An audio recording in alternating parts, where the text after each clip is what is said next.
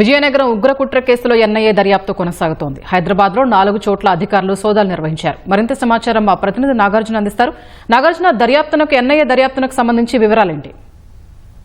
విజయనగరంలో ఉగ్రకుట్ర కేసులో ఇప్పటికీ ఇద్దరు నిందితులు సిరాజ్ అండ్ సమీర్ ని కూడా పోలీసులు అరెస్ట్ చేసి విచారించారు. ఒకవైపు విజయనగరం 2 టౌన్ పోలీసులు విచారిస్తున్న సమయంలోనే మరోవైపు ఎన్ఐఏ కూడా ఇందులో కేసు నమోదు చేసి దర్యాప్తు చేసింది.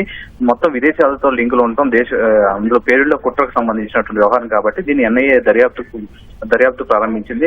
ఆల్రెడీ వాళ్ళని 7 రోజులు కస్టడీలోకి తీసుకున్న తర్వాత వాళ్ళందరినీ కూడా విచారించాలని భాగంగా 2 టౌన్ పోలీసులు విచారిస్తున్న సమయంలో వీళ్ళు కూడా విచారించి ఒక కన్ఫెషన్ స్టేట్మెంట్ కూడా రికార్డ్ చేస్తున్నారు. వాళ్ళు స్టేట్మెంట్ కూడా రికార్డ్ చేస్తున్నారు. ముఖ్యంగా వీళ్ళంతా కూడా సిగ్నల్ యాప్ లో వీళ్ళతో రెగ్యులర్ గా వీళ్ళకి సంబంధికులతో టచ్ లో ఉన్నట్టుగా పోలీసులు అటు ఎన్ఐఏ అధికారులు ఆధారాలు సేకరించారు. హైదరాబాద్ లో 4 చోట్ల వీళ్ళు గతంలో కూడా సిగ్నల్ యాప్ లో టచ్ లో ఉండి హైదరాబాద్ లో సమీర్ సాయంతో సిరాజుద్దీన్ హైదరాబాద్ రావడం, వీళ్ళంతా హైదరాబాద్ లో కలుసుకున్నట్లుగా ఎన్ఐఏ ఆధారాలు సేకరించి వీళ్ళ దగ్గర సేకరించినటువంటి ఆధారాలు సిగ్నల్ యాప్ ఆపరేట్ అయినటువంటి ఐపీ అడ్రస్ ల ఆధారంగా హైదరాబాద్ లో వీళ్ళు కలుసుకున్నట్టుగా గుర్తించారు. అందులో భాగంగా హైదరాబాద్ లో ఉన్నటువంటి సికింద్రాబాద్ అండ్ పాత బస్తీలో ఉన్నటువంటి ఈ 2 ప్రదేశాల్లో 4 చోట్ల ఎన్ఐఏ అధికారులు సోదాలు చేశారు. ఈ సోదాల్లో పలు డాక్యుమెంట్లు స్వాధీనం చేసుకున్నట్టు తెలుస్తుంది. అయితే ఇప్పుడు సిగ్నల్ యాప్ లో వీళ్ళతో టచ్ లో ఉన్నటువంటి ఎవరున్నారో అతని పేర్లు మాత్రం ఎన్ఐఏ అధికారులు బహిర్గతం చేయలేదు.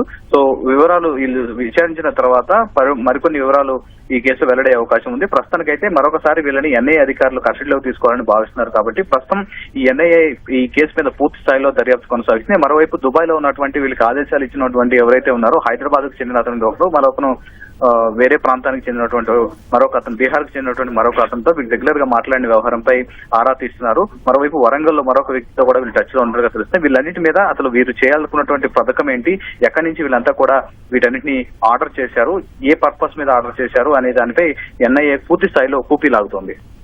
ధన్యవాదాలు నాగార్జున.